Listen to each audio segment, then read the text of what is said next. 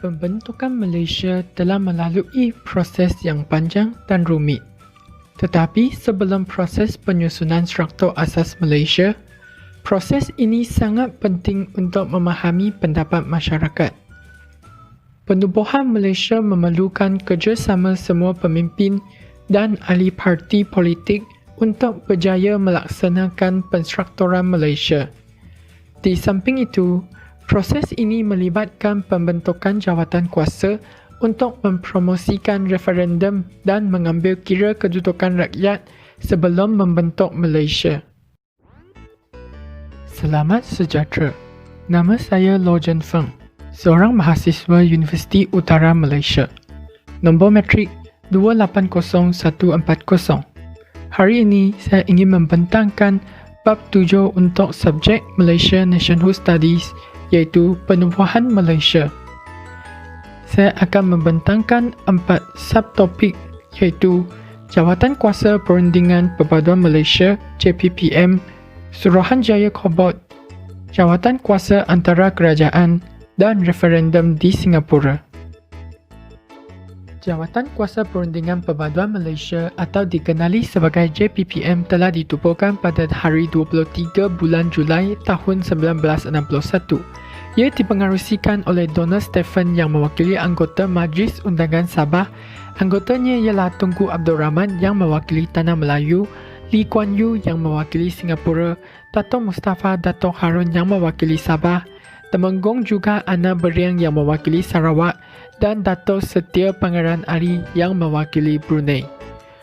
Tujuan JPPM ialah memberitahu orang ramai mengenai Malaysia, mengumpulkan sambutan mereka terhadap Malaysia dan menyediakan memorandum mengenai cara pembentukan Malaysia. JPPM telah memberi peluang kepada pemimpin Sabah dan Sarawak mengemukakan pandangan mengenai gagasan Malaysia. JPPM telah mengadakan 4 mesyuarat di Kota Kinabalu pada hari 21 bulan Ogos tahun 1961, Kuching pada hari 18 bulan Disember tahun 1961, Kuala Lumpur pada hari 6 bulan Januari tahun 1962 dan Singapura pada hari 1 bulan Februari tahun 1962.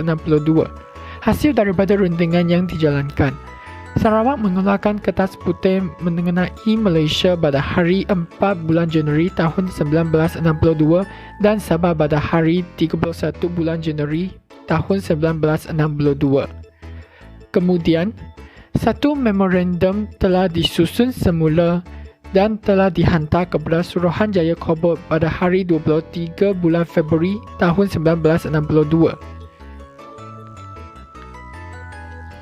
Kandungan memorandum ini ialah Perlembagaan Tanah Melayu 1957 menjadi asas Perlembagaan Malaysia.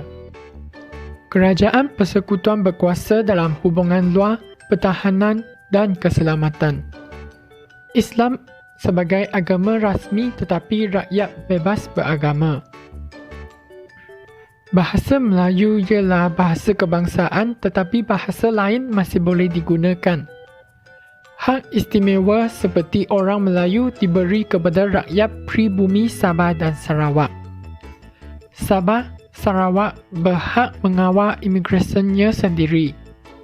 Dan perwakilan parlimen berasaskan jumlah penduduk dan jumlah luas kawasan. Memorandum ini disokong oleh rakyat Sabah, Sarawak, Singapura dan Tanah Melayu. Suruhanjaya Penyiasat Borneo Utara atau dikenali sebagai Suruhanjaya Kobot ditubuhkan setelah satu rundingan yang dibuat antara Kerajaan Persekutuan Tanah Melayu dengan Kerajaan British pada bulan November tahun 1961 dan ahlinya dilantik secara rasmi pada hari 16 bulan Januari tahun 1962.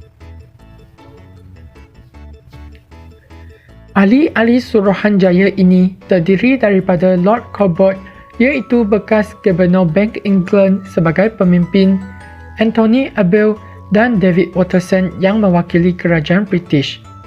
Sementara Datuk Wong Pony dan Tan Sri Muhammad Ghazali Shafie sebagai wakil kerajaan Persekutuan Tanah Melayu. Nama Kobot ialah sempena ketua jawatan kuasa tersebut nama Kobot. Tujuan utama Suruhanjaya Kobot ditubuhkan adalah untuk mengumpul serta mengenal pasti pendapat rakyat Sabah dan Sarawak berkenaan pembentukan Malaysia, dan sepanjang Februari hingga April tahun 1962, Suruhanjaya ini telah berjaya menemui lebih 4,000 orang serta menerima 2,200 memorandum daripada pelbagai pihak yang terdiri daripada parti-parti politik, ahli-ahli mesyuarat kerajaan dan undangan, pembesar-pembesar, anak-anak negeri dan pemimpin kaum, majlis bandaran, pemimpin-pemimpin agama, kesatuan sekerja dan orang ramai memberikan pandangan masing-masing terhadap gagasan Malaysia. Pada hari 21 bulan Jun tahun 1962, laporan Suruhanjaya ini telah dikemukakan kepada Kerajaan British dan Kerajaan Persekutuan Tanah Melayu. Dan setelah dikaji laporan tersebut, kedua-dua kerajaan telah bersetuju menerima hampir kesemua cadangan yang telah dibuat oleh Suruhanjaya Kobot. Perdana Menteri Tanah Melayu pada waktu itu, Tunku Abdul Rahman Putra, juga telah menerima serta mengkaji laporan Suruhanjaya Kobot.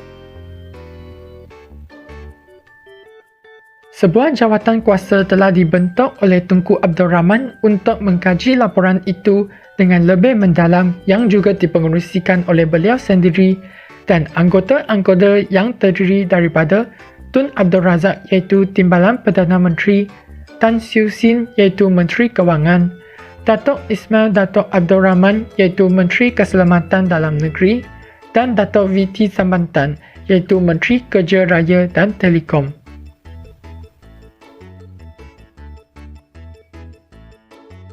Secara keseluruhan, bentuk sokongan masyarakat Sabah dan Sarawak terbahagi kepada 3 golongan, iaitu 1/3 daripada kedua-dua buah negara ini menyokong penuh penggabungan tanpa syarat. Selain itu, 1/3 lagi turut menyokong tetapi dengan syarat-syarat dan jaminan tertentu, dan 1/3 lagi separuhnya mahukan kemerdekaan dahulu sebelum bergabung, dan separuhnya yang menentang kerana mahu kekal dalam pemerintahan British. Jawatan kuasa antara kerajaan. Setelah Suruhanjaya Kobot berjaya memberikan laporannya yang agak memuaskan, hal ini disambung dengan merangka syarat-syarat persekutuan secara terperinci. Hal ini telah dilaksanakan oleh sebuah jawatan kuasa yang lain, iaitu Jawatan Kuasa Antara Kerajaan atau dikenali sebagai JAK, yang diketuai oleh Lord Lansdowne yang bertindak sebagai pengerusi, Tun Abdul Razak Husin sebagai timbalan pengerusi, wakil-wakil kerajaan British dan wakil-wakil negeri Sarawak, Sabah dan Singapura. Jawatan kuasa ini telah berjaya mereka satu perlembagaan yang melibatkan hasrat rakyat Sabah dan Sarawak berdasarkan memorandum yang diterima oleh parti politik di kedua-dua wilayah tersebut. Antara perkara yang dibincangkan untuk menjadi elemen utama dalam perlembagaan tersebut ialah agama Islam dijadikan agama rasmi Persekutuan Malaysia, kecuali Sabah dan Sarawak. Kedua ialah bahasa Melayu telah dijadikan bahasa rasmi Persekutuan Malaysia. Ketiga ialah hak berkenaan imigresen di Sabah dan Sarawak diserahkan kepada kerajaan negeri walaupun statut mengatakan ia di bawah kuasa pusat. Keempat ialah struktur pembelajaran tetap sehinggalah Majlis Negeri membuat pindaan, dan kelima ialah Sabah diberikan 24 perwakilan parlimen manakala Sarawak 16 dan Singapura 15 buah kerusi. Referendum di Singapura. Singapura telah membuat satu pungutan suara yang dipanggil Referendum Singapura. Kerajaan Singapura membuat keputusan untuk mengadakan referendum sebagai satu cara meninjau pendapat penduduk Singapura untuk mendapatkan kepastian dan pendirian rakyat Singapura berhubung penubuhan Malaysia.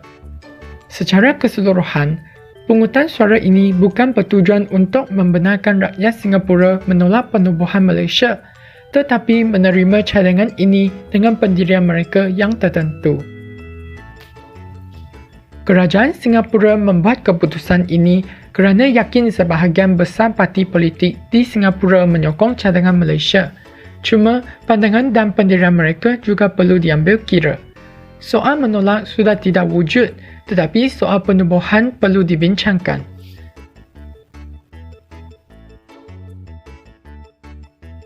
Dalam pungutan suara ini, rakyat Singapura diberi 3 pilihan, iaitu pilihan A, rakyat bersetuju untuk bergabung dengan syarat-syarat yang telah ditetapkan oleh Kerajaan Singapura dan Persekutuan Tanah Melayu melalui Kertas Putih pada bulan November tahun 1961.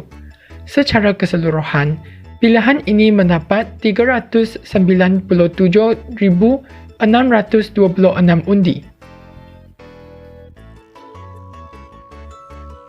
Pilihan B, rakyat bersetuju untuk bergabung tanpa syarat dan kedudukan Singapura akan menjadi seperti negeri-negeri Melayu lain di dalam Persekutuan Tanah Melayu. Secara keseluruhan, pilihan ini mendapat 9,442 undi. Pilihan C, rakyat bersetuju untuk bergabung dengan syarat dan faedah yang hampir sama seperti yang diperoleh wilayah-wilayah Borneo dengan penyertaan ini. Secara keseluruhan, pilihan ini mendapat 144,077 undi.